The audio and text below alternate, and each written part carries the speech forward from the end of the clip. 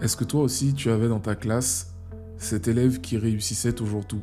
Tu sais, celui qui, en cours, était toujours le premier de la classe, il avait toujours les meilleures notes, ou même en sport, il arrivait toujours premier. Lorsqu'il y avait des compétitions, par exemple un cross, c'est toujours lui qui finissait premier ou deuxième les jours où il était malade.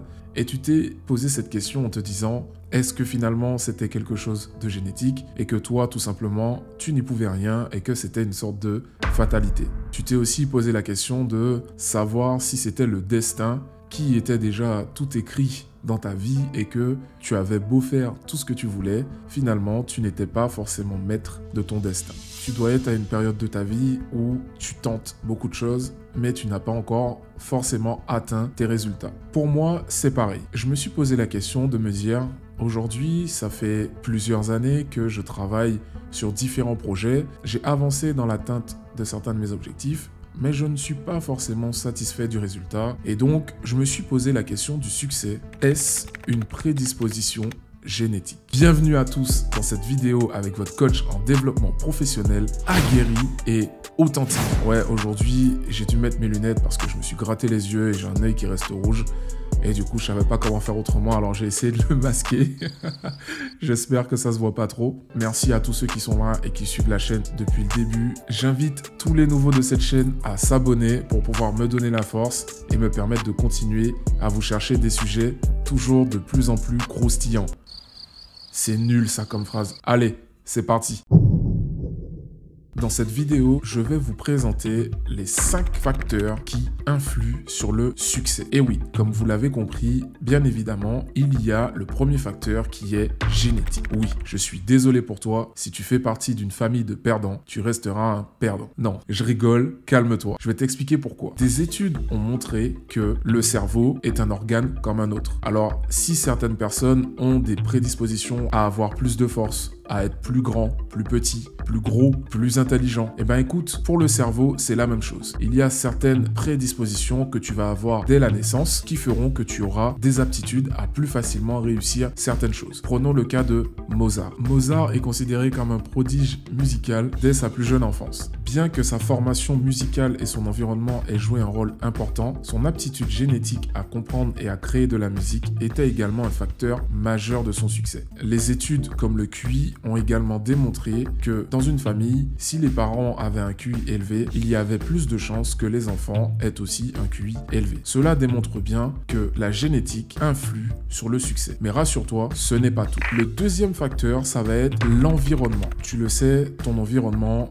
va influer sur qui tu es. On dit même que tu es la moyenne des 5 personnes les plus proches de toi. Cela veut dire que en fonction de l'endroit où tu évolues, tes proches, tes parents, ton école, tu n'auras pas forcément la même destinée et les mêmes influences. Quelque part, tu peux regarder autour de toi, la plupart de tes potes fonctionnent de la même façon que toi, ont probablement des envies communes et des intérêts communs qui font qu'aujourd'hui ce sont tes amis. Mais attention, l'environnement a effectivement un impact sur qui tu es et sur qui tu deviendras, mais ça ne veut pas dire que si tu as un environnement qui est négatif dans lequel tu vis des choses mauvaises, tu n'atteindras pas le succès. Au contraire, beaucoup de grands hommes ou de grandes femmes ont réussi à faire des choses inimaginables justement parce qu'elles venaient d'un environnement défavorisé. Cela leur a été d'une force pour pouvoir réaliser tout ce qu'elles ont pu faire aujourd'hui. Si je prends l'exemple de Malala Yousafzai, née dans une région du Pakistan où l'éducation des filles était fortement réprimée, son environnement a joué un rôle crucial dans sa lutte pour l'éducation des filles. Son père, un éducateur passionné, l'a encouragé dans sa quête, montrant comment l'environnement familial peut influencer la trajectoire d'une personne. Parfois, vous allez vous battre pour des causes et vous allez avoir une force intérieure tellement puissante qui va vous propulser au-delà de vos limites et vous motiver à atteindre des objectifs qui sont au-delà de vos espérances. En ayant vécu des expériences fortes lorsque vous étiez petit, cela peut vous pousser à vouloir accomplir des grandes choses dans la vie et vous attirer le succès. Le troisième facteur est le facteur social et économique. L'histoire et les études l'ont démontré. La discrimination et les préjugés peuvent être un moteur à la réussite. Les personnes issues de milieux traumatisants qui ont vécu des préjugés ou des discriminations ont pu réaliser des grandes choses dans leur vie. Prenons l'exemple d'Oprah Winfrey. Cette jeune afro-américaine est issue d'un milieu pauvre. Ayant subi de nombreux traumatismes dans sa jeunesse, Oprah a surmonté d'énormes obstacles socio-économiques pour devenir l'une des personnalités médiatiques les plus influentes au monde. Sa détermination et sa capacité à naviguer dans un monde médiatique qui est, disons-le, dominé par les hommes montrent comment les défis socio-économiques peuvent être surmonter. Le quatrième point qui va agir sur ton succès, ce sera bien sûr les efforts et la persévérance. À qui on reconnaît cette citation? Je n'ai pas échoué, j'ai simplement trouvé 10 000 façons qui ne fonctionnent pas. On le reconnaît bien sûr à Thomas Edison. L'histoire de la création de l'ampoule électrique par ce grand homme est un exemple de persévérance face à l'échec. Et enfin, le dernier facteur va être la chance.